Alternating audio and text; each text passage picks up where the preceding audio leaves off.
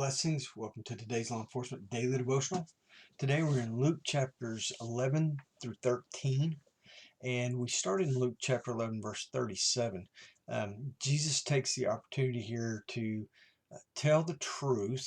Not that Jesus would never not tell the truth, but he tells the truth, the underlying truth about cleanliness and what it means to actually be clean. The Pharisees had a warped definition of what clean and unclean was. And he tells them, you guys are worried about the outside of the cup, but it's the inside of the cup that matters.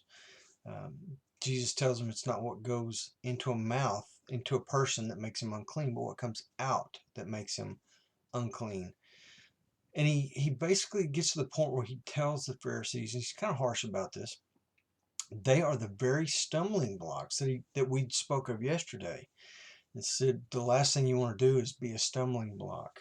So he's taking advantage of a teachable moment and hoping that they get it and understand.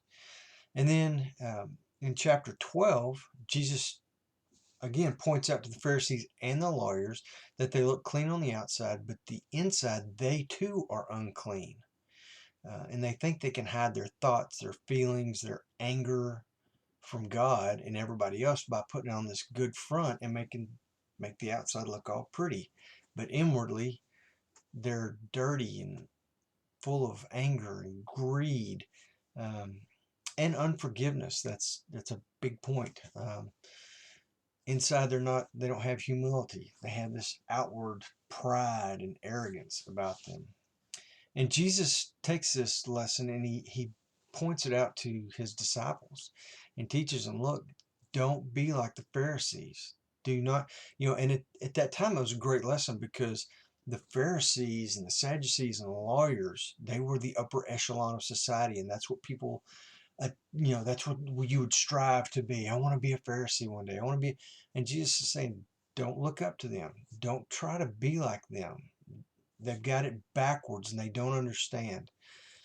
So Jesus is telling truth throughout this. Well, he always tells truth throughout all of his teachings. 12:4 and 5, God sees the inside of a person. You cannot hide your thoughts, your feelings, again, even your unforgiveness. That's got to, that makes you unclean inside, unforgiveness. Plus, it's like a poison that eats you up from the inside out. Verse 11, Jesus will give assurances that when you face trials and tribulations, that you will not be alone. The Holy Spirit will be with you. You can count on that. And you have to listen to him. Jesus says he will teach you in that very hour. So when you see the trial coming or the trouble coming, start listening for the Holy Spirit to speak to you. And I don't mean an audible voice. I mean just open your mind to what God may have for you during those moments. Because Jesus says, for the Holy Spirit will teach you in that very hour what you ought to say. Okay, those aren't my words. That's the words of Jesus Christ. 12:14, going back to the woman who was caught in adultery. Remember we talked about Jesus did not use the law and judge her because that wasn't his purpose for being here. Well, we see this guy coming up to him and saying, Jesus, tell my brother to divide the inheritance with me. And Jesus is like, that's not what I'm here for. You're missing the whole point. I'm not here about the outside of the cup. I'm here for the inside of the cup. I'm not here for your possessions and all your earthly stuff. I'm here for your soul, and I'm here to teach you the way of salvation. That's Jesus' point. That's what he's here for, not the outside of the cup. Um, he's here for the inside, for the spirit, not the flesh. And then verse 35 says, don't grow content like the man in the previous parable. The guy that we saw that just stored up all his stuff. He was very arrogant and prideful. He said, what shall I do with all this food? I'll just store it up for myself and then I'll just kick back and relax. He was satisfied with the outside of the cup. He was satisfied with the external things. And he didn't share. He just kind of hoarded his own stuff. There's poor and needy that could have used it, but he had more more than he would ever need. He had so much that his barns were full and he was going to tear them down and build new ones. Don't grow content. You have work to do. And urgent work. And we talked about that a little bit yesterday.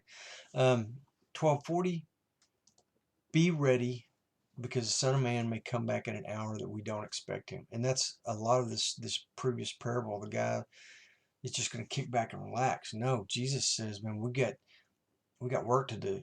And he may come back at any moment. We need that sense of urgency. And then I love this, 12:49. And it says, I have come to cast fire upon the earth, and how I wish it were already kindled.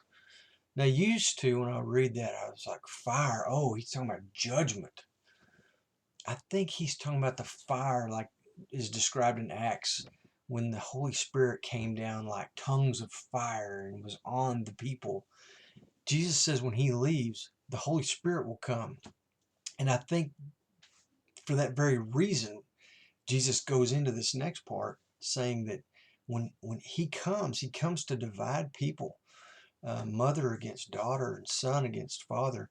And what that is, at this point, Jesus is pre-Jesus, there's no Holy Spirit except for in very rare and specific instances. But the Holy Spirit wasn't just given to everyone that believed. Well, the Holy Spirit and people without the Holy Spirit is what divides us. I mean, that's the difference between good and evil. That's the difference between salvation and hell. That's the difference between Christ follower and antichrist. There is an absolute line drawn in the sand. And when Jesus comes and back and he says, Father will be divided against Son. One's got the Holy Spirit, one doesn't. That's truly the way all this lines up. That's how I read that. That's my interpretation of it.